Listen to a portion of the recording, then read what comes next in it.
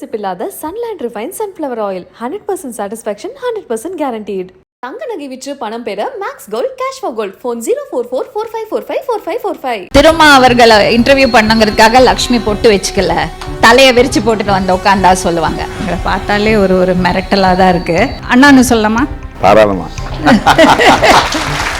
உங்களை ரொம்ப பாதிச்ச ஏதாவது விஷயம் இருக்கா? நாடக காதல்னு ஒன்று ஆரம்பிச்சாங்க. அதை உடைக்கிறதுக்கு என்ன சார் பண்ண போறீங்க? அதில் என்ன சம்மந்தப்படுத்தி பேசி சாதி சமூக பெண்களுக்கு எதிரானவன் திருமாவளவங்கிற மாதிரி ஒரு கட்டமைப்பு உருவாக்குனேன். லீடராக இருக்கிறவங்களே என்ன அவன் பேசுகிறாங்க. எப்ப பாரு இந்த கெட்ட வார்த்தையில யாரு திட்டுறாங்க? சோசியல் மீடியாவில் நிறைய பெர்வர்டட் தான் வராங்க. நேத்து நான் பிஜேபியோட தமிழ்நாடு டயலாக்ஸ்ல நான் போய் பேனலிஸ்டா பேசிட்டு வந்தேன். நீங்க பிஜேபியில இருந்தா கூட நான் உங்களை மகிழ்ச்சியா வரவேற்பேன். எனக்கு அதுல பிரச்சனை இல்லை. எனக்குன்னு ஒரு ஐடென்டிட்டி இருக்கு, உங்களுக்குன்னு ஒரு ஐடென்டிட்டி இருக்கு. இது அவங்களே குத்தி இருக்கிற முத்திரை. இது விரும்பி நம்ம ஐடென்டிட்டியை உடைக்கணுங்கிறதுக்காக தான் சார் நான் இந்த இன்டர்வியூ ரொம்ப ஆசைப்பட்டேன். ரொம்ப நன்றி, ரொம்ப நன்றி, ரொம்ப நன்றி.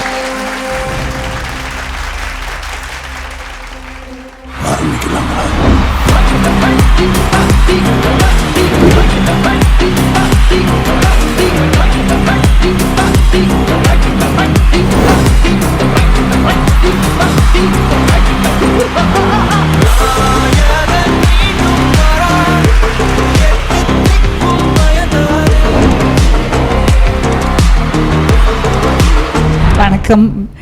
ரொம்ப சந்தோஷமா இருக்கு உங்களை சந்திக்கிறதுல. ரொம்ப நாள் முன்னாடி சந்திச்சது. உங்களை பார்த்தாலே ஒரு மிரட்டலாக தான் இருக்கு.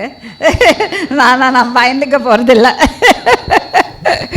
நான் உங்களை திருமா அவர்கள்னு சொல்லிக்கலாம் இல்லையா? எப்படி அழைக்க விரும்பணும்? நான் எனக்கு உங்களை அண்ணான்னு சொல்லலாமா? தாராளமா. So first of all, thank you very much for being here. Beautiful minds இந்த ஷோ நான் பண்ண போகிறேன். அதில் ஃபஸ்ட்டு கெஸ்ட்டாக நீங்கள் வந்ததில் எனக்கு ரொம்ப சந்தோஷம். அந்த டைட்டிலுக்கே ஒரு இம்பார்ட்டன்ஸ் இருக்குது. பிகாஸ் லீடர்ங்கிறது it's not an easy thing. ஒரு லீடர் சும்மா ஒரு பெரிய ஒரு ஃபாலோயிங்க்கு தலைவர் ஆகணும்னா அது வார்த்தைகளால் மட்டும் அதை சாதிச்சிட முடியாது. அதுக்கு ஒரு எக்ஸாம்பிளாக லிவ் பண்ணோம். அது யூஆர் அ ப்ரூவன் எக்ஸாம்பிள். எம்பத்தி சொல்லுவாங்க இல்லையா சார்?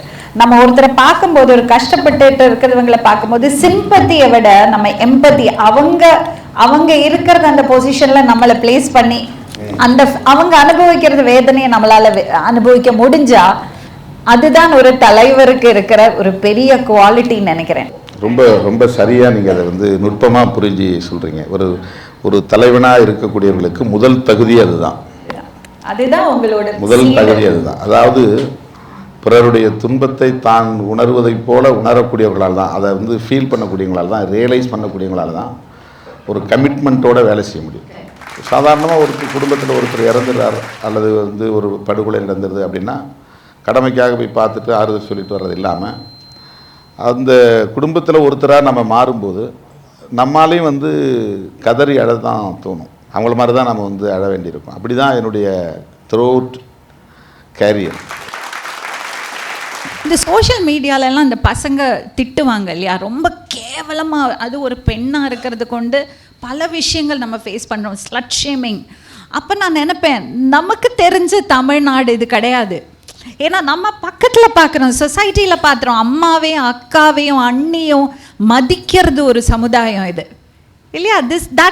அதுதான் தமிழியன்ஸோட குவாலிட்டியே அதுதான். அப்போ எங்கேருந்து இப்படி திட்டுறாங்க? யார் இப்படி திட்டுறாங்க? எப்போ பாரு இந்த கெட்ட வார்த்தையில் யார் திட்டுறாங்க? நமக்கு ரொம்ப அதிசயமாக இருக்கும்.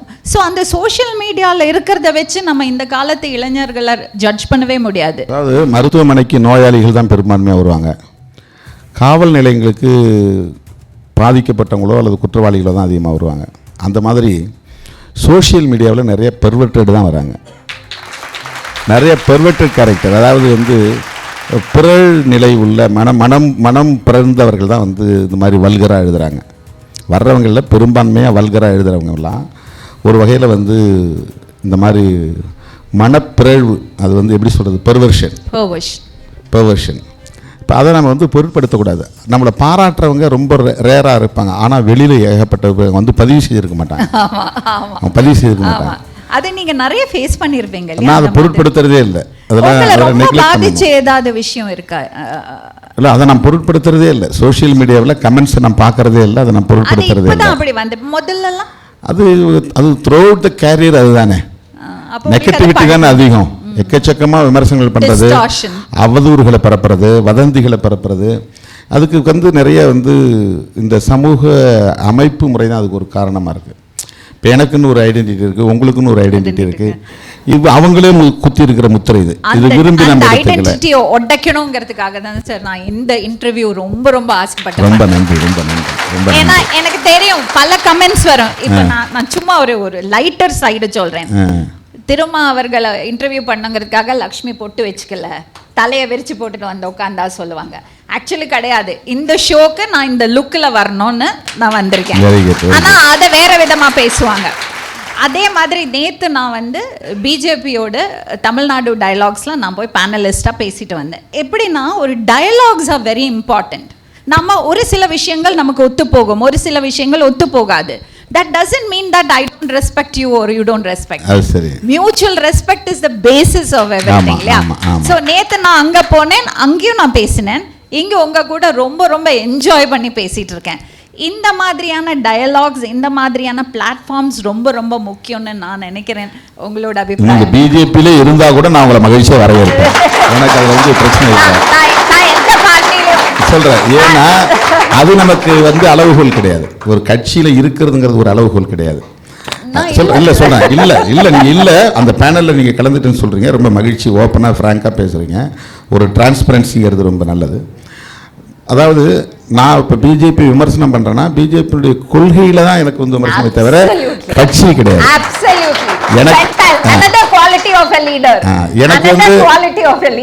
எனக்கு வந்து அவங்க சமத்துவத்தை பேச மாட்டாங்கிறாங்க, அதுதான் என்னுடைய பிரச்சனை. எனக்கு அவங்க வந்து ரிலீஜியஸ் பேஸ்டாக போகிறாங்க. நம்முடைய கான்ஸ்டிடியூஷன் வந்து செக்யூலரிசத்தை பேசுது. அவங்க இங்கே வந்து ஹிந்து நேஷனலிசத்தை கட்டமைக்கிறதுக்கு முயற்சிக்கிறாங்க. இவங்களை விட முன்னாடி இருந்த தலைவர்கள் எவ்வளோ பேர் ஹார்ட்கோர் இந்துத்துவாஸ்லாம் இருந்திருக்கிறாங்க. பட்டேல் போன்றவர்கள்லாம் இந்து மதத்தின் மீது நம்பிக்கை உள்ளவர் தான். காந்தியடிகள் ரொம்ப ஹார்ட்கோர் இந்துத்துவா. அவர் வந்து ஹரேராம் ஹரேராம் தான் சாகும்போது கூட சொல்லிட்டு விழுந்தவர். அவங்களெல்லாம் இருந்த காலத்திலேயே காந்தியே செக்யூலர் ஸ்டேட் தான் விரும்பியிருக்காரு. காந்தியடிகளே அவர் வந்து தீவிரமான இந்து மத பற்றாளர், ராம பக்தர், ராமராஜ்யம் அமைக்கணும்னு சொன்னவர், சாதி இருக்கட்டும் தீண்டாமை ஒழியட்டும் சொன்னவர். இதனால காந்திக்கும் அம்பேத்கருக்கும் கூட முரண்பாடு வந்திருக்கு. அப்படிப்பட்ட காந்தியடிகளை கூட நாம் உருவாக்க போகிற இந்த ஸ்டேட் அரசு அமைப்பு செக்யூலராக இருக்கணும், ஒரு ஒரு ஒரு ரிலீஜியஸ் இதாக இருக்கக்கூடாது, அடையாளத்தோடு இருக்கக்கூடாது அப்படின்னு அதுக்காகவே அவர் சுட்டு கொண்டாங்க. அதுதான் இந்த கருத்தில் தான் நமக்கு முரண்பாடு. அதனால தான் நம்ம விமர்சனங்களை வைக்கிறோம். அந்த அந்த விமர்சனமும் அந்த முரண்பாடும் எல்லாம் வெளிப்படையா பேசுறது ரொம்ப அவசியம் இல்லையா? எல்லாரும் மண்டையாட்டிட்டு இருந்தா it cannot be a secular state. வெளிப்படையா பேசாதனால தான் பிரச்சனை வருது. Wrong interpretations. என்னை பத்தி என்னன்னா அவங்க வந்து ஒரு தவறான கருத்தை பில்டப் பண்ணிக்கிட்டே போறாங்க. நான் ஒட்டுமொத்த இந்துக்களுக்கும் எதிரானவன், ஒட்டுமொத்த பிராமண சமூகத்துக்கும் எதிரானவன் அப்படிங்கிற மாதிரியான ஒரு சாதி அடிப்படையிலான வெறுப்பை நான் வந்து உமிழுறேன் அப்படிங்கிற மாதிரி ஒரு கருத்தை பில்டப் பண்றேன். அதை உடைக்கிறதுக்கு என்ன சார் பண்ண போறீங்க? ஆனா உண்மை அது இல்லங்கிறது இல்ல. அது நீங்க ஒரு இனிஷியேட்டிவ். நான் என்ன சொல்றேன்னா அம்பேத்கரும் பெரியாரும் கூட அப்படி வந்து சமூகத்தின் மீது வெறுப்பு உமிழல. பெரியார் கூட வந்து பார்ப்பன சமூகத்தை எதிர்க்கல. ஒரு கட்சிங்கிறதுனாலையோ ஒரு சாதிங்கிறதுனாலையோ வெறுப்பு கிடையாது. அவங்களுடைய அரசியல், அவங்க பேசக்கூடிய அந்த கொள்கைகள் இதில் வந்து நமக்கு முரண்பாடு இருக்குது. நான் பேசக்கூடிய அரசியல் அவங்களுக்கு முரண்பாடு இருக்கலாம், அது அவர்களுக்கான லிபர்ட்டி, அது அவங்களுக்கான லிபர்ட்டி. ஆனால் அவதூறு பரப்புறது, இப்போ நான் யார் மீது அவதூறு பரப்பலை, தனிப்பட்ட முறையில் யாரையும் நான் வந்து விமர்சிக்கலை. பட் என்னை வந்து அவங்க வந்து தொடக்க காலத்திலிருந்தே ஒரு சாதி முத்திரை குத்தி இழிவுபடுத்துறதும், சம்பந்தமில்லாத பிரச்சனைகளோடு என்னை சம்மந்தப்படுத்தி பேசுகிறதும், குறிப்பாக நாடக காதல்னு ஒன்று ஆரம்பித்தாங்க. அதில் வந்து என்னை சம்மந்தப்படுத்தி பேசி சமூகத்தில் எல்லா சாதி சமூக பெண்களுக்கு எதிரானவன் திருமாவளவங்கிற மாதிரி ஒரு கட்டமைப்பு உருவாக்குனேன். அது 100 விழுக்காடு அவதூறு. இப்போ இதெல்லாம் நான் கடந்து வந்திருக்கேன். நீங்கள் கேட்டீங்க இல்லையா அந்த கேரியரில் எதை சந்திச்சிங்கன்னு சொல்லி. இந்த மாதிரி சோஷியல் மீடியாவில் எழுதக்கூடிய விமர்சனங்கள் அதை நம்ம பொருட்படுத்துறதே இல்லை, அதை நான் பார்க்குறதே இல்லை. ஏன்னா எல்லாம் பெர்வர்டட் தான் உள்ளே வராங்க. வேணும்னு வராங்க, இரிட்டேட் பண்ணணும், அவங்கள வந்து ஹியூமிலியேட் பண்ணணும் அப்படிங்கிற நோக்கத்தோடு செய்கிறாங்க. உங்கள் ஃபாலோவர்ஸ் யாராவது அப்படி பண்ணால் நீங்கள் கண்டிக்கிறது உண்டு? வன்மையாக கண்டிக்கிறோம். இப்போ கூட ஒரு தம்பி வந்து தொலைபேசியில் துணை இராணுவத்தில் இருக்கிற ஒரு பையனோட ஃபோனில் பேசி பிரச்சனையாச்சுங்க இல்லையா, அவனை 3 மாதம் இப்போ சஸ்பெண்ட் பண்ணிட்டேன். கூப்பிட்டு சத்தம் போட்டேன், நேராக வரவழைச்சி பேசினேன். அப்போ அவன் வந்து அவனுடைய ஆடியோலாம் காட்டினான், அவன் பேசினதெல்லாம். அவன் எந்த இடத்துலையும் தப்பாக பேசலை, அவன் வந்து அட்வைஸ் தான் பண்ணுறான். எங்கள் தலைவரை நீ வந்து ஒருமையில் பேசுகிற, அவன் இவன் சொல்கிறான், உனக்கும் அவருக்கும் வயசு என்ன, நீ என்ன படிச்சிருக்க, அவர் என்ன படிச்சிருக்காரு, அவர் PhD வரலாம் படிச்சிருக்காரு, நீ 10ஆம் கிளாஸ் படிச்சுட்டு CRPFல போய் சேர்ந்துருக்கிற அப்படின்னு அவனுக்கு அட்வைஸ் பண்ணிகிட்டே போகிறான். இடையில ஒருத்தன் குறுக்கிட்டு நீ டெல்லியில் இருக்கிற, உன் குடும்பம் இங்கே தானே இருக்குன்னு அவன் இடையில இருக்கிறவன் பேசுகிறான். அவன் கட்சிக்காரன் கிடையாது, அவன் எந்த பொறுப்பிலும் இல்லை. உடனே வந்து சங் பரிவார்கள் என்ன பண்ணிட்டாங்க, ஒரு வாரம் அந்த பிரச்சனையை எடுத்து திருமாவளவன் தான் இதுக்கு காரணம், அந்த கட்சியை தடை செய்யுங்க, திருமாவளவனை அரெஸ்ட் பண்ணுங்க. அதுவும் வந்து லீடராக இருக்கிறவங்களே என்ன வந்து அவன் பேசுகிறாங்க, அயோக்கியன், அந்த பையன், அந்த ஆஃபீஸ்க்கு கூட ஒரு மரியாதை இல்லாமல் தான் இறங்கி பேசுகிறாங்க இல்லையா. அது நான் இந்த நிறைய பார்க்குறேன் சார், சுற்றி வர பார்க்குறேன். அது அந்த அந்த பொசிஷனுக்கு, அந்த வயசுக்கு, அந்த எக்ஸ்பீரியன்ஸுக்கு, அதுக்கு கூட மரியாதை கொடுக்கறது கிடையாது. பெண்களாக இருந்தால் சொல்லவே வேண்டாம். ரொம்ப ரொம்ப மோசமான ஒரு சிச்சுவேஷனில் தான் நம்ம இருக்கோம். உங்களை மாதிரி தலைவர்கள் அதுக்கு ஒரு ஸ்டெப் எடுக்கணும்னு நான் இந்த பிளாட்ஃபார்மில் உங்களுக்கு அதே நேரத்தில் சைமல்டேனியஸாக உங்களை மாதிரியான துணிச்சலான பெண்களும் வளர்ந்து வராங்க சமூகத்தில். ஆமாம், நிச்சயமா. அதனால வந்து அது வந்து ஈக்குவலைஸ் ஆயிரும், ஒன்றும் பிரச்சனை இருக்காது. எனக்கு வந்து எஜுகேஷன் தான் எனக்கு அந்த துணிச்சலை தந்தது. ஒருவேளை நான் படிக்காமல் இருந்திருந்தா, நான் இப்படி எக்ஸ்போஸ் ஆகாமல் இருந்திருந்தா, நான் வந்து எங்கோ ஒரு இடத்துல எவனுக்கோ நான் கோவணம் கட்டிக்கிட்டு மாடு மேய்ச்சிக்கிட்டு இருந்திருப்பேன், சாணி காரிக்கிட்டு இருந்திருப்பேன். அதுக்கு பிறகு நான் வந்து சயின்ஸ் படிக்க ஆரம்பிக்கிறேன், ஹிஸ்ட்ரியை படிக்க ஆரம்பிக்கிறேன். உலகம் இப்படி தான் இருக்குது, இப்படி தான் உருவாகி இருக்குங்கிறத நான் தெரிஞ்சுக்கிறேன், ஃபிசிக்ஸை பார்க்குறேன். இதெல்லாம் பார்த்த பிறகு எனக்கு வந்து அதன் மீதான ஒரு நம்பிக்கை தகுந்த போச்சு.